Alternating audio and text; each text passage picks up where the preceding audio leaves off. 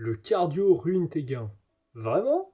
Avec l'avènement des athlètes hybrides et l'engouement actuel autour de la polyvalence, je me devais de faire une vidéo sur ce sujet. Aujourd'hui, je t'apprends tout ce que tu dois savoir sur la pratique du cardio en parallèle du street workout, de la musculation ou d'un autre sport du style. Déjà, d'où provient la croyance qui dit que le cardio, ça nuit au reste? Eh bien, point numéro 1, dans la tête des gens, le cardio est la plupart du temps associé avec perte de poids. Donc ça paraît pas compatible avec des disciplines qui impliquent de la prise de muscle. D'ailleurs, c'est soutenu par certaines études scientifiques qui relèvent des interférences, notamment entre cardio et prise de masse, parce que le cardio sécrète une molécule qu'on appelle AMPK, qui vient en opposition à la molécule mTOR, qui est responsable de la croissance musculaire. Raison numéro 2, faut être spécifique, le cardio, ça va me fatiguer pour rien. Ok, mais qu'en est-il en réalité ? Parce que s'il y avait tant d'interférences que ça, comment les crossfitters ou autres athlètes hybrides pourraient exister? Et pour en avoir côtoyé des crossfitters, musculairement, c'est pas les derniers. Maintenant que j'ai annoncé ça, tu comprends que la réponse n'est pas tranchée. Car comme dirait Lavoisier, rien n'est poison, tout est poison, seule la dose compte. N'importe quelle chose peut avoir un effet ou tout son contraire, ça dépend de la quantité. Au cours de cette vidéo, tu apprendras que le cardio c'est pas aussi néfaste que ce que tu penses, il n'y a pas autant d'interférences et ça peut même aider à ta prise de muscle, ta prise de force et ta prise d'endurance. C'est une vidéo qui m'a pris pas mal de temps à réaliser, alors pour soutenir mon travail, abonne-toi à ma chaîne, lâche-moi un petit commentaire et c'est parti. Commençons par quelques bases physiologiques. Savais-tu qu'il existe plusieurs types de muscles? Il existe le myocarde, donc c'est le muscle du cœur, les muscles lisses, ceux-là on les contrôle pas directement, ils sont principalement utilisés dans la digestion, et nous les muscles qui nous intéressent, c'est les muscles striés ou squelettiques. On peut les appeler de deux façons.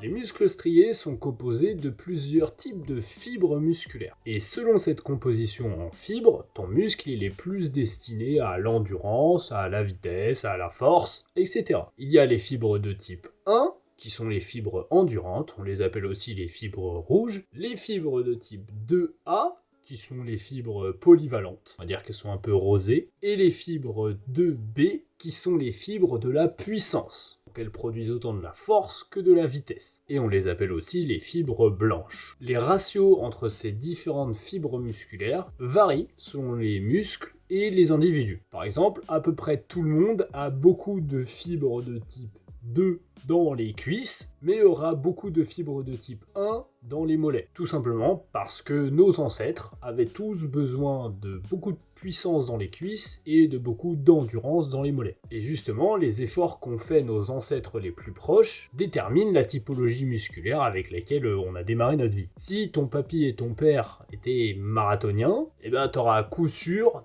de grosses proportions de fibres de type 1 dans tes membres inférieurs. Et d'un autre côté, si papy il tapait déjà des full planches en 1970, eh ben il aura beaucoup de fibres de type 2 dans les épaules et les biceps. Oh, d'ailleurs, petit point intéressant, les fibres de type 2 sont plus grosses que les fibres de type 1. Tu peux garder en tête l'image du sprinter versus le marathonien. Sprinter, fibre de type 2, marathonien, fibre de type 1. Bon, tu l'auras compris, selon les efforts que tu fournis, ça sollicite plus ou moins certains types de fibres. Tu me connais, j'aime bien parler de principes scientifiques. Celui du jour, c'est la loi d'Henneman.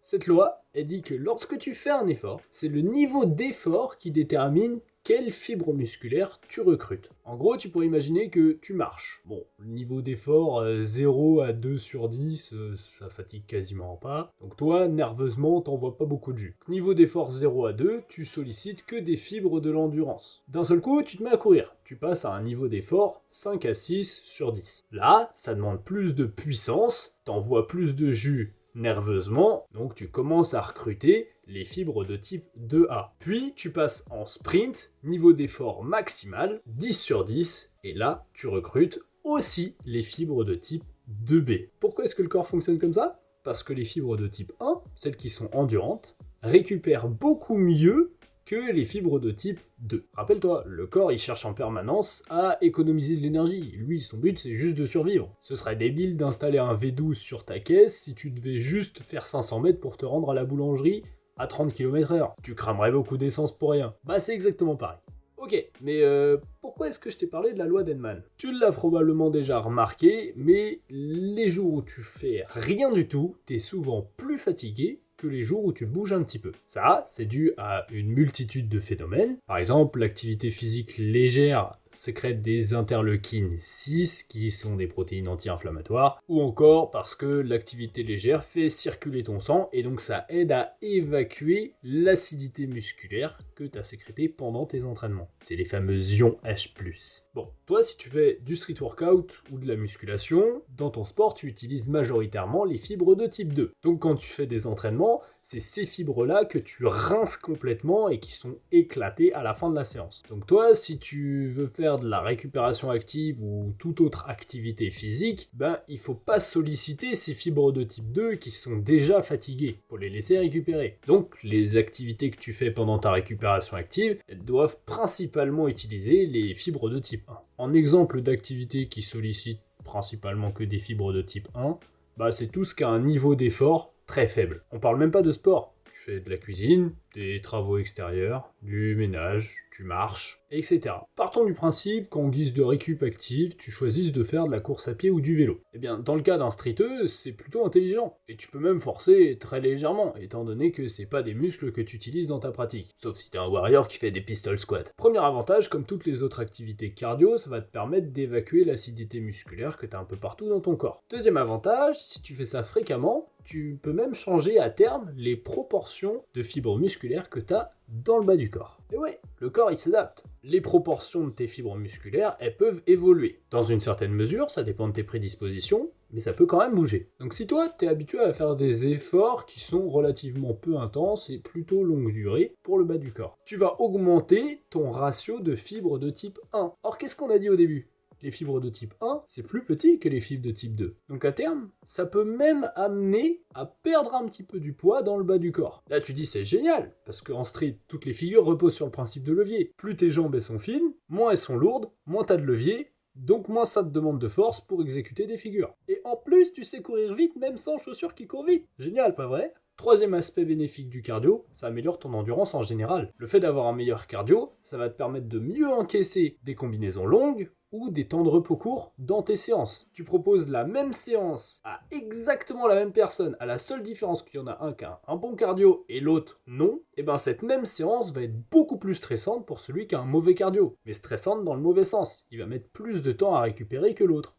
Donc je passe maintenant à mes recommandations pratiques. Évidemment, si tu fais 4 fois 1 heure de cardio avec un niveau d'effort super élevé, ouais, ça va avoir un impact sur tes perfs. Parce qu'après tout, il faut choisir. C'est à toi de voir comment tu veux répartir ton énergie dans les différentes choses que tu souhaites travailler. Mais si tu fais 10 à 20 minutes en fin de séance, ou même dans des séances dédiées, que tu fais du cardio à aisance ventilatoire, tu pourrais avoir une discussion pendant sans être trop essoufflé, et que tu fais ça 1 à 3 fois par semaine, ça ne pourra avoir que des effets bénéfiques. Tu peux aussi faire du cardio en échauffement d'ailleurs. Ça te permettra de mieux encaisser les combinaisons qui arriveront dans ton entraînement parce que tu auras déjà lancé ton système cardiovasculaire. Personnellement, quand j'ai l'occasion, je prends mon skate pour aller au parc, ça me fait un petit peu de cardio pour aller et venir. Et ça va pas nuire aux performances de ma séance, ça va même les améliorer parce que je force pas, tu vois, j'y vais tranquille.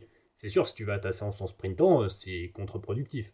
T'apprécies la valeur que je partage dans mes vidéos, alors imagine un petit peu ce que je te partage en contenu payant. Mon but, c'est de transmettre à mes élèves la logique de l'entraînement. Après m'avoir eu en coaching, ils n'ont plus besoin de personne, ils sont parfaitement autonomes. Je propose une formule au mois, au début, on s'appelle 1 heure, on fixe ensemble tes objectifs, ton profil, puis je te construis un programme, tu m'envoies des vidéos à chacun de tes entraînements, et moi je te fais des retours et je modifie ton programme en fonction. Pour plus d'informations sur le sujet, tu m'envoies un message sur Insta.